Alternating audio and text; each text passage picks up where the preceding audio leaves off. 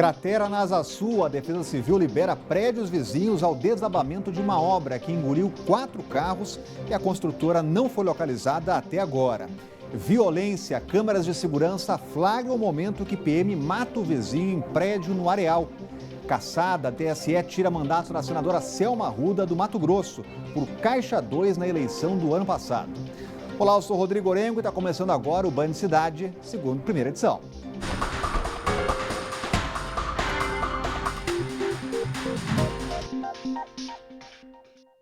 Hoje foram liberados os prédios comerciais que ficam perto de uma cratera que se abriu na 909 Sul, na tarde de ontem. A Defesa Civil descartou o risco de desabamento dos edifícios vizinhos ao buraco que abriu em local de obra. Ninguém se feriu, mas 4 carros foram engolidos e o chão cedeu. Nossa equipe acompanhou hoje cedo a vistoria da obra que provocou todo esse problema. Uma olhadinha pela fresta aberta no bloqueio que isola a obra na 709/909 Sul. Tudo para ver o estrago causado pela terra que cedeu e levou 4 carros para dentro do buraco. Cheguei aqui para olhar para o barranco. Só isso, curiosidade mesmo. Um dos carros que ainda está no local é do Alisson. Ele conta que estava em uma consulta médica quando ficou sabendo do acidente. A gente está aqui aguardando, o laudo da Defesa Civil para saber no tocante à retirada dos veículos, se vão autorizar hoje ou não. De acordo com a Defesa Civil, a terra cedeu por um problema na execução do projeto da obra. A água da chuva só teria contribuído para que a contenção feita pela empresa responsável pelo trabalho cedesse, causando uma sequência de problemas. Vai continuar contribuindo se a empresa não fizer as contenções devidas conforme determinado pela Defesa Civil. Daí a necessidade de monitoramento também dessas exigências. A área vai ficar isolada até que a empresa retire os carros da cratera de 20 metros de largura e 10 metros de profundidade. Além disso, os responsáveis foram notificados para fazer o isolamento da área e a reestruturação da parte danificada. Pela análise feita pelos agentes da Defesa Civil, a estrutura dos prédios vizinhos não foi comprometida. As pessoas podem voltar à normalidade no que diz respeito ao trabalho, ao uso funcional das edificações. Mas na dúvida, a Adelaide, que tem uma clínica no prédio ao lado da obra, preferiu desmarcar toda a agenda desta quarta-feira. Vamos avaliar, aguardar realmente os laudos decisivos da Defesa Civil para que a gente possa voltar ao normal, voltar à rotina normal aqui do prédio. E a dona Vera Lúcia, que veio fazer exame cardiológico, diz que entrar no prédio um dia depois do ocorrido já é um teste para o coração. Claro, é isso mesmo, Vamos ver se está tudo ok. E ainda não se sabe quando os carros serão retirados do buraco. Nossa produção ainda não conseguiu contato com a construtora D&B, responsável pela obra e agora também pelos prejuízos do desabamento. A gente vai conversar sobre esse assunto com o Cláudio Humberto, já está com a gente por aqui. Muito boa tarde, Cláudio. Por falar nos prejuízos, quem é que vai arcar aí com toda essa despesa? Pois é, olha, os proprietários dos automóveis, por exemplo, se eles têm seguro, aquele seguro total, eles vão ter dificuldades de receber esse dinheiro e talvez até nem sequer o recebam, porque afinal de contas eles estavam estacionados em local proibido, em local indevido. Eles pararam, estacionaram rente, colados mesmo ao tapume. Inclusive praticamente obstruindo o acesso dos carros que estavam estacionados regularmente junto à guia, junto ao meio-fio. Agora, o que impressiona nesse caso são as imagens aéreas do buraco, daquela cratera. Na verdade, não houve, muita gente está dizendo que abriu-se uma cratera. Não se abriu cratera, houve um deslizamento de terra dentro do buraco que são as obras de fundação de um novo prédio ali naquela região. Mas o que impressiona é que esse buraco que foi aberto, ele está rente demais à rua, muito rente. Inclusive não se observa nenhum espaço para calçada, nem coisa nenhuma. Isso talvez seja falha da fiscalização do GDF. É preciso ficar muito atento a isso, porque afinal de contas a gente sabe como é que é, Esse pessoal da indústria da construção civil costuma cometer alguns excessos de vez em quando. Vamos falar agora de uma mudança. O Corpo de Bombeiros do Distrito Federal tem um novo comandante-geral. É o coronel Lisandro Paixão dos Santos.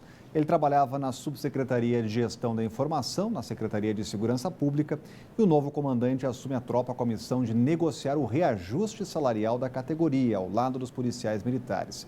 Ele entra no lugar do coronel Emilson Ferreira, que na tarde passada reuniu a corporação para informar o desligamento, alegando motivos pessoais. O ex-comandante disse que, ao voltar das férias, vai pedir para ser reformado. E o plenário do Senado deve votar hoje ainda o pacote anticrime que endurece a legislação penal.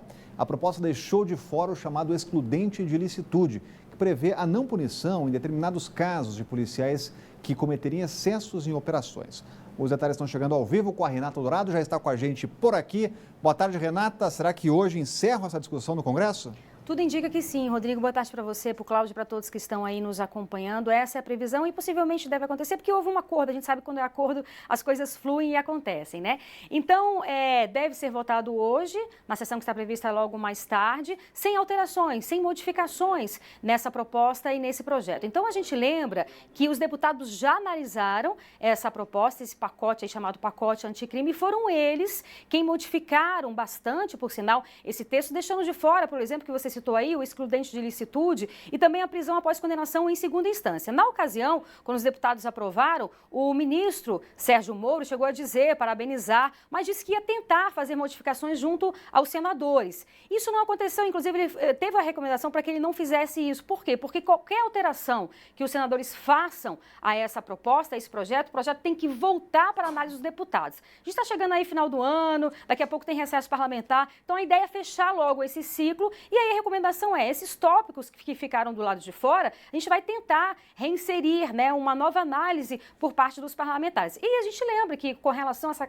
condenação, a prisão após condenação em segunda instância, tanto a Câmara dos Deputados está analisando, que é uma PEC, proposta de emenda constitucional, que tem um trâmite mais demorado, e os senadores também, por sinal, hoje, na Comissão de Constituição e Justiça, a comissão aprovou o projeto de lei que também trata desse assunto. No entanto, não deve ser levado a plenário por agora, até o próprio presidente do Senado, Davi Alcolumbre, já disse que deve ser levado ao plenário lá para o mês de abril. Então, com relação a esse pacote, um pacote realmente muito importante, né, modifica algumas leis do Brasil. Por exemplo, hoje a pena máxima é de 30 anos. De acordo com essa proposta, a pena máxima passaria para 40 anos. Aqueles saidões também bastante criticados por pessoas que cometeram crimes como assassinatos. Então, esses criminosos não terão acesso a esse benefício. Um outro ponto também, quem for levado para presídio de máxima, né, aquele presídio que é considerado penitenciárias federais, atualmente, eles podem ficar no máximo 360 dias. De acordo com essa nova proposta, eles poderão ficar presos por 3 anos e esse período pode ser renovado por mais 3 anos. Rodrigo. Obrigado, Renata. Continua de olho. Cláudio Humberto, entre as propostas que ficaram de fora, tem aí a prisão em segunda instância. O pessoal não está querendo muito apreciar isso no Congresso? Exatamente. O presidente da Câmara não quer, o presidente do Senado, que sofre severa, grande influência do presidente da Câmara, por isso também não quer, né? Mas o ministro da Justiça, o ministro Sérgio Moro, que afinal de contas é preciso reconhecer, esse projeto acabou sendo aprovado em pelo menos ali uns 70% dele, né? Mas o ministro Sérgio Moro e o presidente Bolsonaro insistem na aprovação da excludente de ilicitude, né? Que é exatamente uma medida necessária em proteção aos policiais que dão a sua vida, oferecem a sua vida no combate permanente, diário, sobretudo nos grandes centros, nas periferias, contra o crime organizado, né? Ontem, o Grupo Bandeirantes de Comunicação, as emissoras de TV do grupo, mostraram as imagens de uma perseguição policial lá em São Paulo. Uma perseguição, mas é uma rotina. Por acaso, foram flagrados por câmeras de vídeo, né? Mas 4 bandidos assaltaram um casal de idosos em sua residência, roubaram-lhe um carro, eles tinham a placa, os policiais identificaram a placa. Quando se aproximaram dos sujeitos, eles jogaram o carro em cima dos policiais, poderia ter machucado, poderia até ter matado eventualmente, mas também poderiam ter aberto fogo contra os policiais. Os policiais agindo naquela situação, inclusive reagindo a isso, se tivesse reagido na base do fogo, né, do tiro, eles estariam sujeitos, coitados, a terem a sua vida completamente destruída pela ação, exatamente por cumprirem o dever. A excludente de ilicitude é fundamental para que não transforme, como vem transformando as polícias militares no Brasil, como se fossem corporações de relações públicas e não de polícias que existem para manter a ordem e restabelecê-la quando necessário e também de combater, sobretudo, o crime. Outra questão que também é fundamental é a prisão após condenação em segunda instância. Isso vem reputado pelo ministro Sérgio Moro como absolutamente essencial para o combate à corrupção. E da segurança para a educação, o MEC lançou ontem o Diploma Digital de Ensino Superior. As instituições públicas e privadas devem passar a emitir os novos diplomas até o fim de 2022. Segundo o Ministério da Educação, a versão digital será igual ao diploma físico, com os mesmos critérios para emissão e registro. De acordo com o MEC, o diploma digital é mais rápido e mais barato. Com o novo formato, a média do tempo que uma instituição leva para emitir o diploma cai de 80 dias para 10 e o custo de R$ 380 para R$ 85. A coordenadora-geral de regulação da educação superior à distância explica que até 2022 as instituições serão acompanhadas para que adotem a nova exigência do MEC. Esse é um ponto muito sensível de que a gente está garantindo que as instituições, mediante uma simplificação dos seus processos, uma desburocratização dos seus atos, cumpram a legislação vigente que elas já têm que fazer, que elas já têm que atender, e ainda estando em consonância ao anseio de uma sociedade moderna. Esse é o maior ponto do diploma. A medida vale apenas para diplomas de graduação. Quem já tem diploma e quiser converter o documento físico para a versão digital, deverá emitir a segunda via do certificado. Você vai à sua instituição de ensino, pede uma segunda via. A partir da hora que ela estiver emitindo diplomas no formato digital, a sua segunda via será digital. E a partir daí você não precisa mais de segundas vias, né, porque toda cópia desse diploma é original. Segundo o MEC, com a mudança para a certificação digital, mais de 8 milhões de alunos serão beneficiados. Agora a Renata Dourado volta com mais um recado importante para você. Pessoal, as chuvas chegaram, não é mesmo? E no trânsito, todo mundo já sabe que é preciso atenção redobrada. Mas não adianta também só dirigir com segurança e não cuidar da parte mecânica do carro. É justamente nesse período que acabam acontecendo alguns acidentes, que podem ser evitados seguindo algumas dicas básicas, como estas, que o Detran preparou para você neste comercial super legal. As chuvas chegaram e com elas é preciso atenção redobrada no trânsito. Por isso, faça a revisão dos freios, limpadores e faróis do veículo para melhorar a visibilidade. E verifique se os pneus estão bem conservados. Reduza a velocidade e mantenha a distância do veículo da frente. E não se esqueça de utilizar a seta com antecedência e de ter atenção com os pedestres nas faixas. Com as chuvas, é preciso precaução. Dirija com atenção. Detran, Governo do Distrito Federal. E a seguir, a PM está investigando o policial que matou o vizinho com um tiro em Águas Claras na segunda passada. E o Band Cidade está voltando daqui a pouco.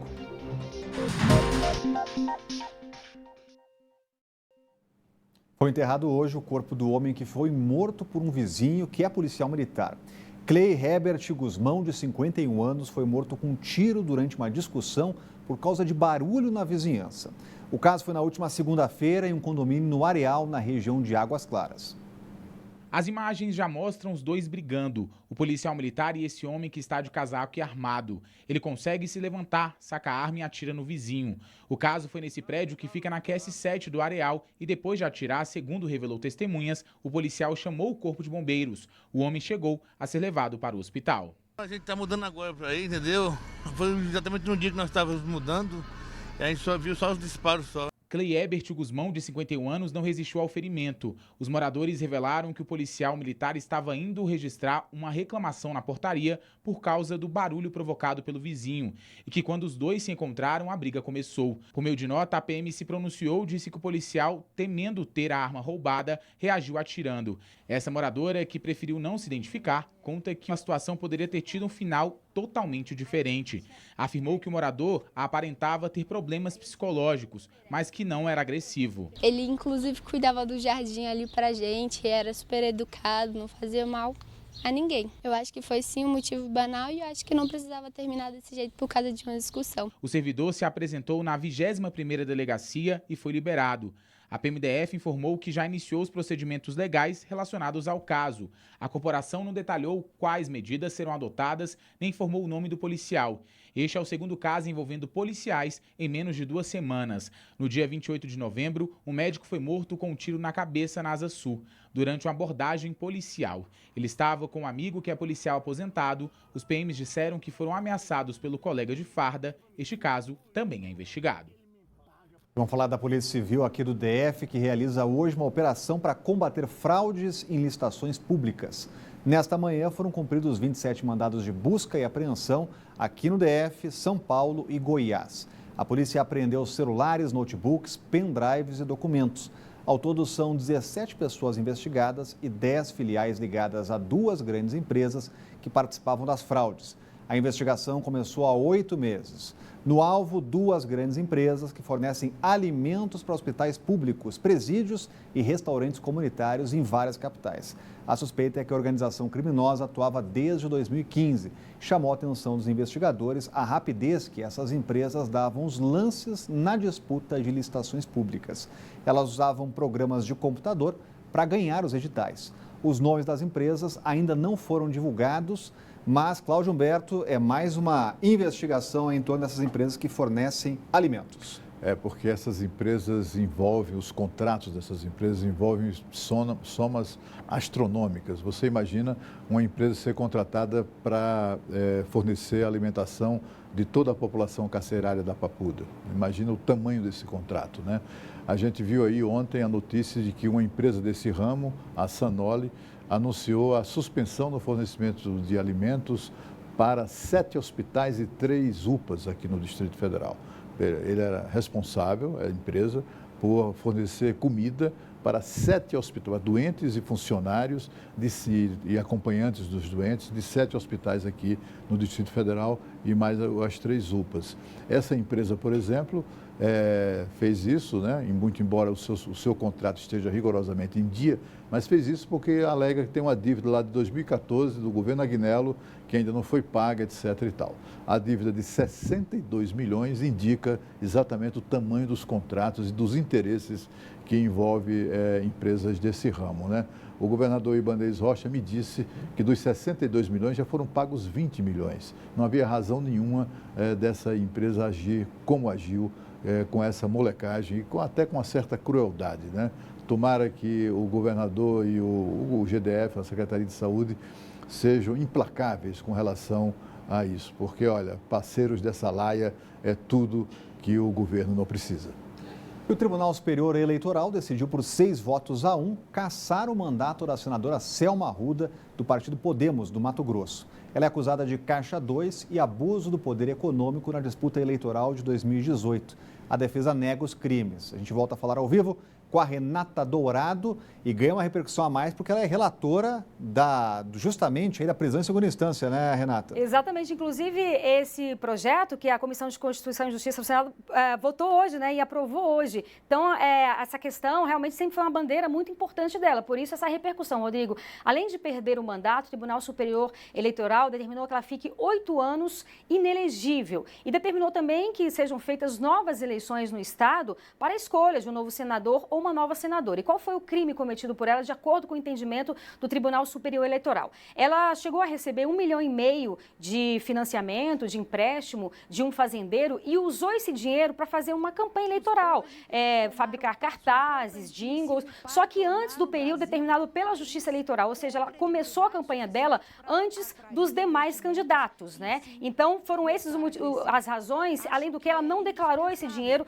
junto à Justiça Eleitoral. Ela pode até recorrer dessa decisão, Rodrigo, mas o recurso não impede a perda, portanto, desse mandato. A gente está aí com imagens dela. Selma tem 56 anos, ela era juíza, pediu aposentadoria depois de 22 anos de magistratura para se candidatar. Ela foi eleita pelo PSL, o ex-partido do presidente Bolsonaro. Assim que o presidente Bolsonaro saiu do partido, ela também saiu e se filiou ao Podemos. Portanto, imagens aí da senadora que foi cassada pelo Tribunal Superior Eleitoral. Rodrigo. Obrigado, Renata. Cláudio Humberto, ela que é conhecida como Moro de Saias, foi esse o nome que ela ganhou nas eleições. Exatamente. Isso parece mais uma vingança de investigados do que qualquer outra coisa. As alegações contra a senadora chegam a ser risíveis, o negócio de prazo e etc. Né?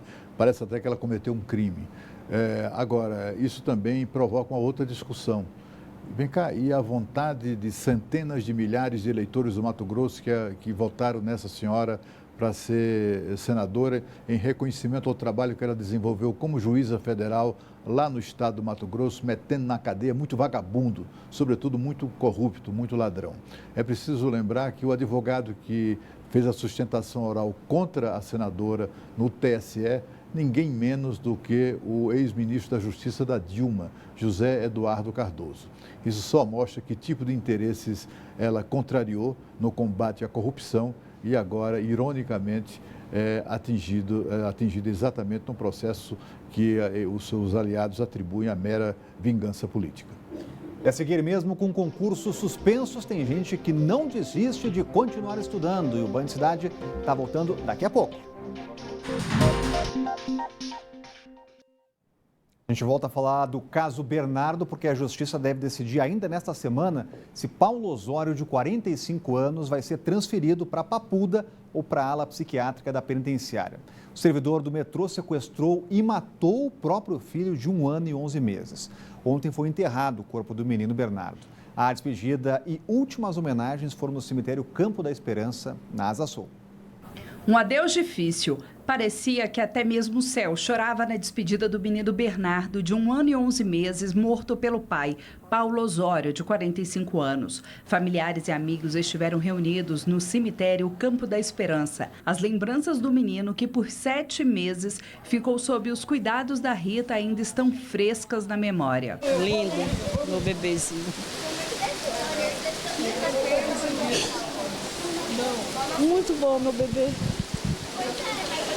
Era tudo, eu ia para a cozinha fazer comida, ele ficava, Ita, comida, beijo, beijo, Ita.